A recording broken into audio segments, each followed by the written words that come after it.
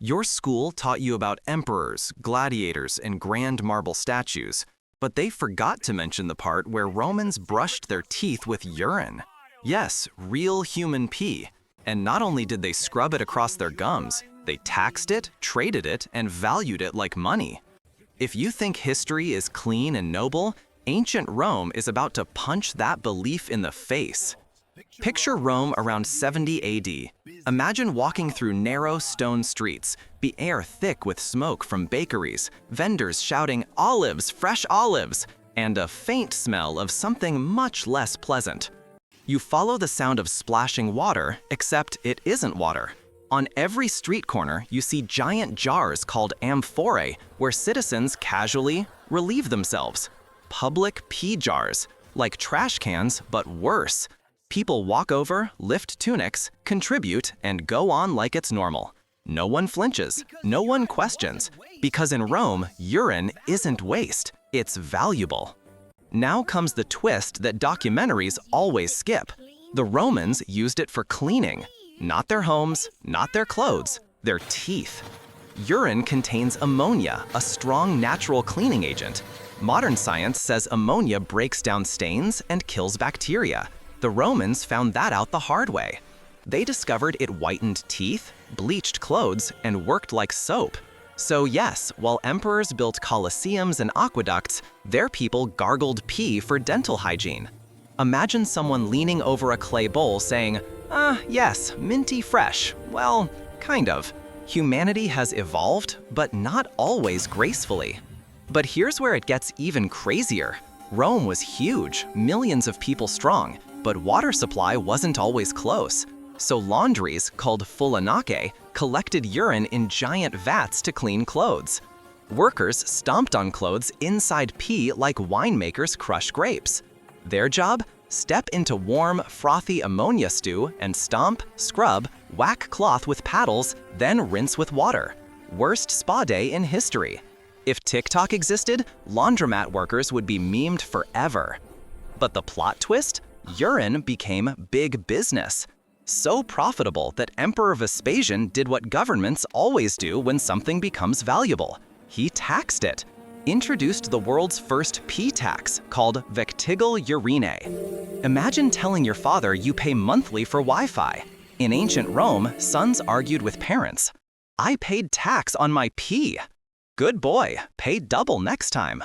Collectors, usually poor men, went around gathering public urine jars, selling the liquid to laundromats and tanners. Pee was literally a product. Money flowed, and so did the streams. One day, Vespasian's son Titus mocked his father about the pee tax, thinking it was beneath an emperor.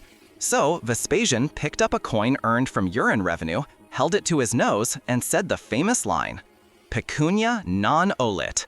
Money doesn't stink. A phrase still used today, born from pee. But hold on, this isn't even the weirdest part. Toothpaste wasn't just Roman. Records show wealthy Romans imported Portuguese urine, believing it cleaned better. Imported premium pee, luxury brand urine. If there was ancient advertising, it would sound like this. Now with extra ammonia for brighter smiles. Humanity is creative, sometimes too creative. Imagine stepping into a Roman tavern.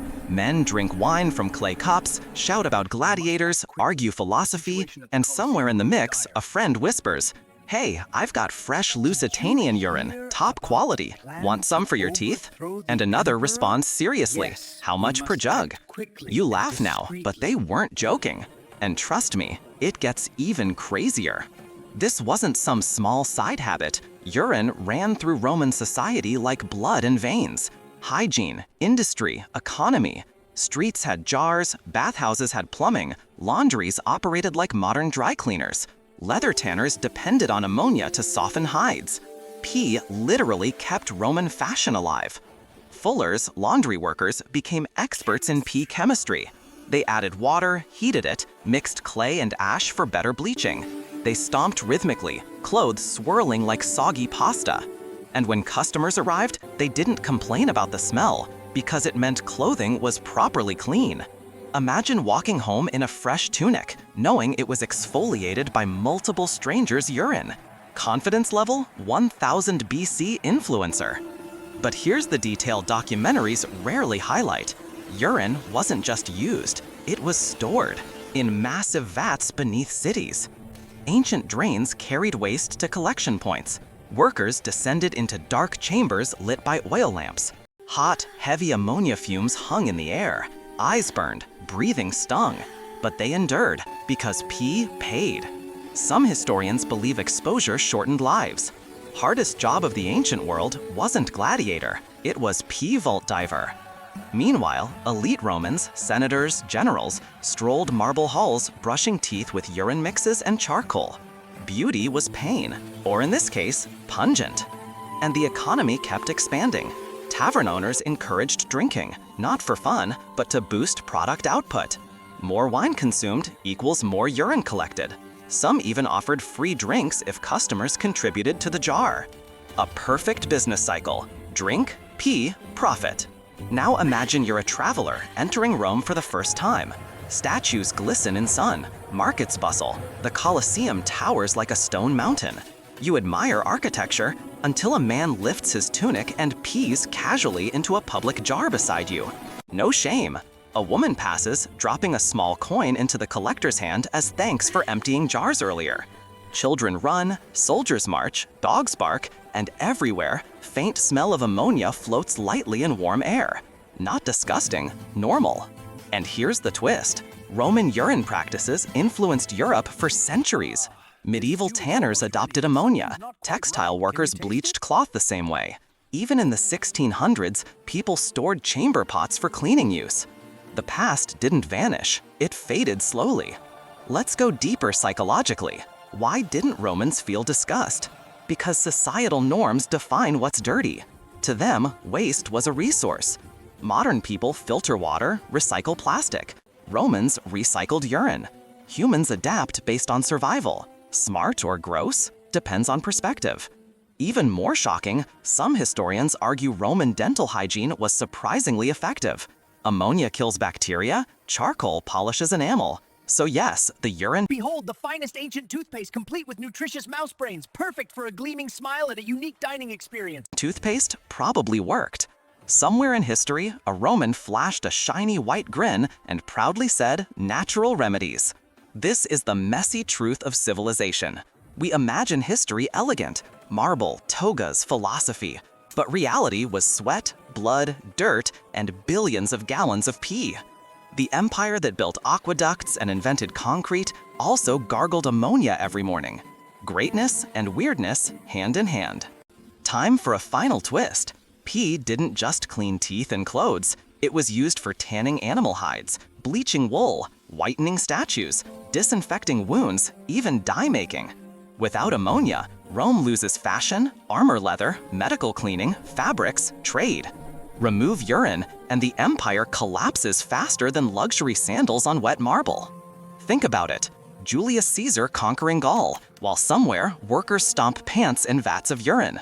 Philosophers in togas debating existence, while fullers mix pee and ash. Gladiators fighting lions, while senators apply urine mouthwash for freshness. Civilization is built on contradiction. Beauty sitting beside absurdity. History isn't a clean textbook, it's raw, human, unfiltered. Built by people who did what worked, even if ridiculous. So, next time someone says history is boring, tell them Rome ran on pee-powered economy. They brushed teeth with it, laundries washed clothes in it, emperors taxed it. Money didn't stink, even if everything else did.